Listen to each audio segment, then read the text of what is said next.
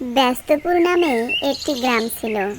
সেই গ্রামে বাস করত রনি নামের একজন কৃষক। রনি 2 বিয়ে করে, কিন্তু সংসারে প্রতিদিন ঝগড়া হয়। একদিন রনি বলল, শোনো দুজনে, ঝগড়া করবা না। হ্যাঁ, তুমি আজকে আমার লাগি দুপুরে ভাত নিয়ে যাবা, ঠিক আছে? ঠিক আছে, দুপুরের খাবার আপনার লাগি নিয়ে যাব। রনি একথা শুনে কাজে চলে যায়, কিন্তু ছোট বউ মনে মনে হিংসা করতে শুরু করে।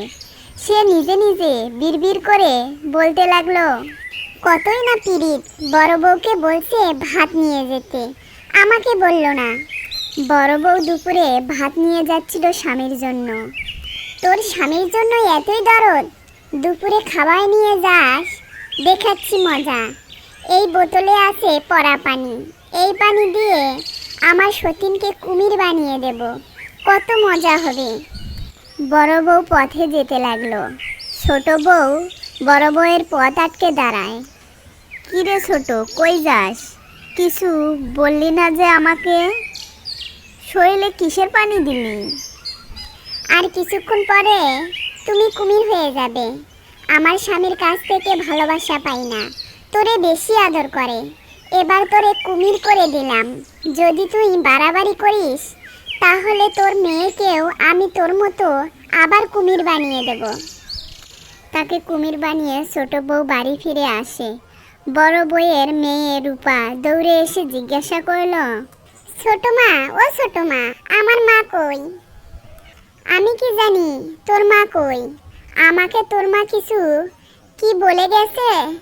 কই যায়? রূপা ভয় পেয়ে চুপ করে রইল। রনি কাজ শেষ করে বাসায় ফিরে আসে। রূপা দৌড়ে গিয়ে বাবাকে বলল, বাবা, আমার মা কই?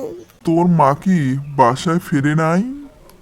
রূপা ঠিক কথাই বলেছে, আপু বাড়িতে ফিরে নাই। ঠিক আছে, আমি খুঁজে নিয়ে আসছি।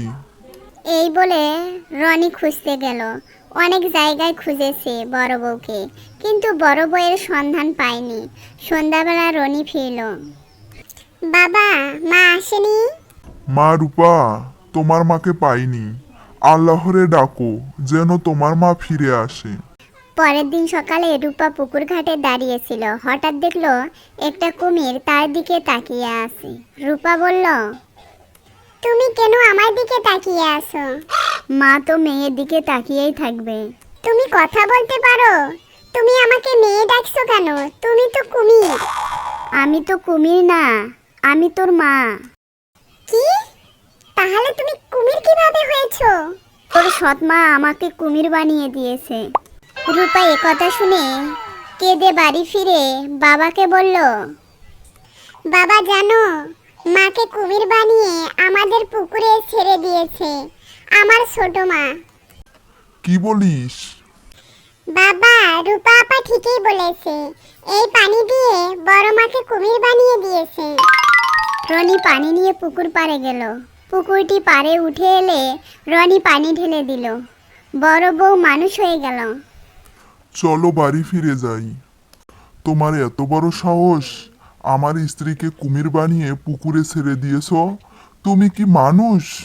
এই মুহূর্তে আমার বাড়ি থেকে চলে যাও। আমারে এবারের মতো মাফ করে দাও। আমি আর এ ভুল আর কখনো করব না।